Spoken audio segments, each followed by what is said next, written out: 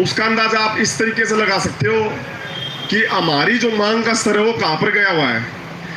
खुद गृह मंत्री अनिल विज कार्यालय में आकर ज्ञापन ले रहे हैं। कभी आज तक ऐसा हुआ है कि किसी संगठन का ज्ञापन, मांग का ज्ञापन लेने के लिए गृह मंत्री उसके कार्यालय में जाकर ज्ञापन ले रहा है? अंबाला के अंदर परसों यही हुआ है साथियों। तो चीजें बहुत अलग स्तर पे पहुंच गई, और ये पहुंचाई किसने है? ओएसडी महोदय ने पहुंचाई है। अब वो भाई सरकार का आदमी है, वो सरकार का पक्ष रखेगा, उससे नाराज होने की, गाली देने की कोई जरूरत नहीं है।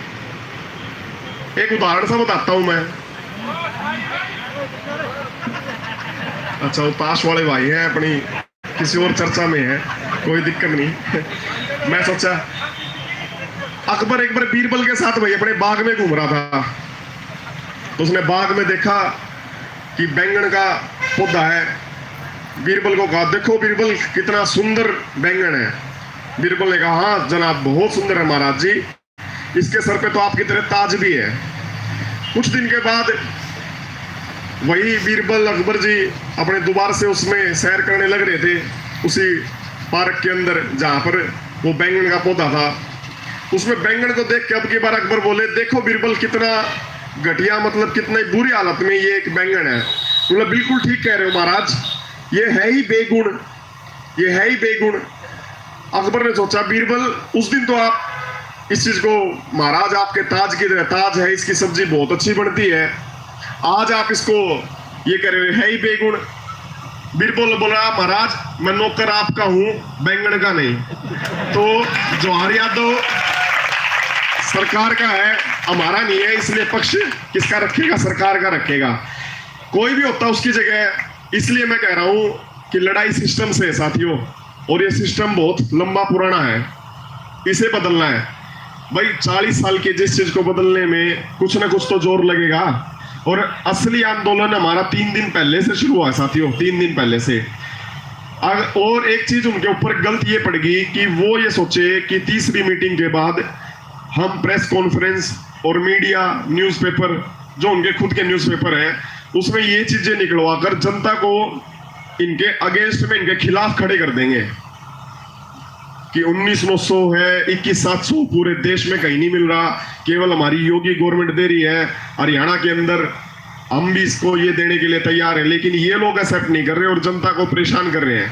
वो सारी उनकी स्ट्रेटेजी थी, वो सारे उनके तरीके थे हमारे खिलाफ जनता को खड़ा करने के, लेकिन उसका अपोजिट हो गया। जिस दिन उन्होंने वो ये चीज करी, उसके बाद से हमारे साथी जो आंदोलन में नहीं थे वो भी इस आंदोलन में शामिल हो गए। तो आने वाले ये जो 4 दिन है ना, ये आप जो अपने साथी यहाँ पर सीआईडी के बैठे हैं उनके उससे भी देख लो, चाहे सरकार के पास जो रिपोर्ट जानी है आने वाले जो 4-5 दिन के अंदर, जो निर्णायक, आपने मुख्यमंत्री का भी सुना होगा रेवाड़ी के अंदर कि 1 हफ्ते के अंदर इनकी समस्या का समाधान हो जाएगा। तो साथियों, ये जो अपने 25 दिन थे वो इक्विवेलेंट इन 4 दिनों के बराबर है। आपका जो साथी नहीं आ पा रहा, पूरा का पूरा अपना 9 से लेके 5 बजे तक साथियों यहाँ पर पंडाल पूरा का पूरा भरा रहना चाहिए। 22 जिलों के लिए मैं अपील करने लग रहा हूँ साथियों सभी से। ओएसडी ने ये तो बता दिया कि ये वहां पर ये तनख्वाह है, लेकिन उन्होंने ये नहीं बताया जो हमने कल प्रेस कॉन्फ्रेंस करके सारे तथ्य रख दिए। अब मैं आप सभी से अपील करना चाहूंगा 22 के 22 जिला के साथियों से कि सब अपनी वीडियो बनाओ भाई, सब अपनी वीडियो बनाओ, वो प्रिंट निकालो, वो प्रिंट आउट का पेज दिखाओ कि कहां पर क्या क्या है और हरियाणा में क्या क्या है। हरियाणा का क्लर्क का काम और दूसरे राज्य के क्लर्क का काम, हरियाणा के क्लर्क की जिम्मेवारी, दूसरे राज्य के क्लर्क की जिम्मेवारी, हरियाणा के क्लर्क का प्रोबेशन पीरियड के बाद वो हाल, उसकी नौकरी की सेवानिवृत्ति, क्लर्क से क्लर्क रिटायर, और दूसरों राज्यों के अंदर जो क्लर्क है वो सुपरिटेंडेंट से ऊपर पर्सनल सेक्रेटरी तक की पोस्ट तक चले जाता है। ये सारी चीजें आपको वीडियो से बनानी है साथियों। सोशल मीडिया में सच में बहुत ताकत होती है।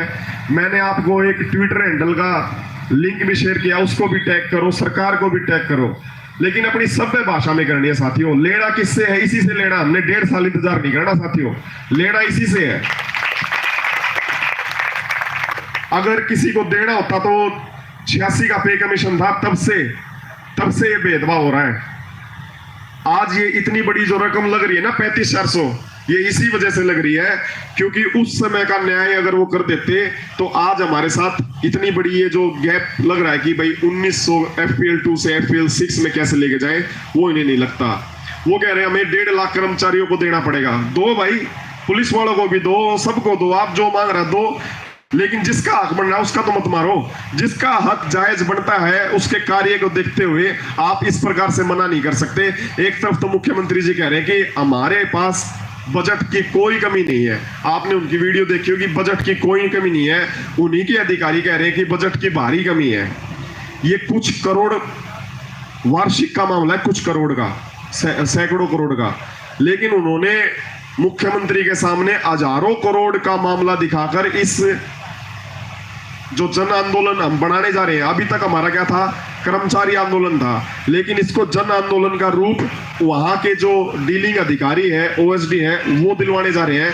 और सबसे ज्यादा डर बीजेपी गवर्नमेंट को जन आंदोलन से लगता है। हर गांव में जाकर बड़े बड़े पोस्टर लेके जाएंगे साथियों, चाहे रेलवे स्टेशन पे जाना पड़े, बस स्टैंड पे जाना पड़े, सच्चाई हर एक साथी को बताएंगे और जनता से पूछेंगे हम गलत है तो हमारे जूते मारो, अगर सरकार गलत है तो सरकार से बात करो। सबसे बड़ा डर उनको इस चीज का लगता है साथियों। बाकी मुहिम 22 के 22 जिलों में बहुत बढ़िया चल रही है साथियों। सारे अपने अपने तरीके अपनाकर अपने अपने सोर्स से सभी चीजों में लगे हुए हैं। चाहे आपको मैसेज में या वीडियो में वो चीजें नहीं दिख पाती, लेकिन सभी लगे हुए हैं। कल हम 22 जिलों के साथी कुरुक्षेत्र के अंदर थे, वहां बहुत अच्छी तरह से सबका गहन मंथन से हमने ये जो 4-5 चीजें आगे आने वाले जो 4-5 दिन की इवेंट है, इन सब चीजों का निर्धारण किया है। तो आप विधायक का इतना जोर नहीं चलता, MLA MP का इतना जोर नहीं चलता जितना उस जिले के मंत्री का चलता है। इसलिए आप चीजों पर अभी शक मत करना, बस इंप्लीमेंट करना। इन्हें भी देखना भाई आगे हमें सामना किसका करना है। जो जनता को ये भड़का रहे हैं उसी के अंदर देखना पड़ेगा कि कर्मचारी वर्ग भी जनता का ही एक भाग है, ये कहीं चंद्रमा से उतर कर नहीं आया, ये उन्हें समझना होगा। और जिस नीति पर वो चल रहे हैं कि धरना उठाने के सबसे बड़े एक्सपर्ट है, वो नीति अगर नहीं बदली तो मैं आपको बता रहा था कि आंदोलन तो खत्म हो जाते हैं लेकिन वो भावनाएं खत्म नहीं होती, और वो भावनाओं की चोट लंबे टाइम तक रहती है। और वो अगर OSD महोदय जी गलती कर रहे हैं तो वहीं पर रुक जाएं, वरना नुकसान सरकार का होगा और हमारी वजह से नहीं होगा, वो उनकी वजह से होगा। कर्मचारी आंदोलन को जन आंदोलन बनवा दिया। तो साथियों, सारे के सारे इस पंडाल के अंदर एक साथ बैठे रहो, हमें कहीं बाहर कुछ नहीं करना, हमें इस पंडाल के अंदर बैठे रहना। और सबसे बड़ी मजबूती हमारी यही है कि हम एक साथ अपने इस पंडाल के अंदर बैठे हुए हैं, और सबसे बड़ी मजबूती के कारण ही आज तक ये धरना टिका हुआ है। बहुत आप ये मान लो रोडवेज 18 दिन था, MPSW शायद 22 कुछ दिन था, सबसे बड़ा आज हमारा धरना 25वें दिन के अंदर प्रवेश कर चुका है। भूख हड़ताल कर्मचारी जिंदाबाद, भूख हड़ताल कर्मचारी जिंदाबाद, हमारा हक, लिपि की एकता, कर्मचारी एकता, CAWS जिंदाबाद, BMS जिंदाबाद, देश के हित में करेंगे काम, काम खिलेंगे पूरे दाम। जनता के पास जाना है साथियों। एक एक साथी चाहे अलग अलग वीडियो बना लो, सबने वीडियो बनानी है। मेरी सभी साथियों से अपील है, आप जो अभी जो लाइव वीडियो चला रहे हो, ये 22 जिलों के साथियों से मेरी अपील है, हर साथी अपने सोशल मीडिया प्लेटफॉर्म पे ये तथ्य रखो, क्योंकि जनता के सामने वो न्यूज़पेपर से ये बताने लग रहे हैं कि हम 19,900 से 21,700 करने जा रहे हैं, जो पूरे देश में कहीं पर नहीं है।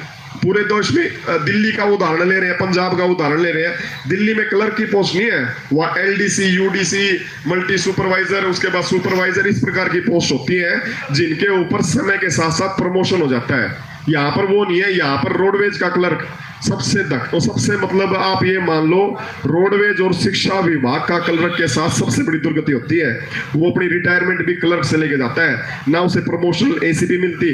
अगर प्रमोशनल ACP मिलती तो भी ये जो वो हो जाता कि चलो ठीक है भाई 10 रुपये कम दे दो लेकिन नाम थानेदार रख दो, क्या ना अपनी हरियाणा की कहावत है। लेकिन इसका सारा अपोजिट हो रखा है।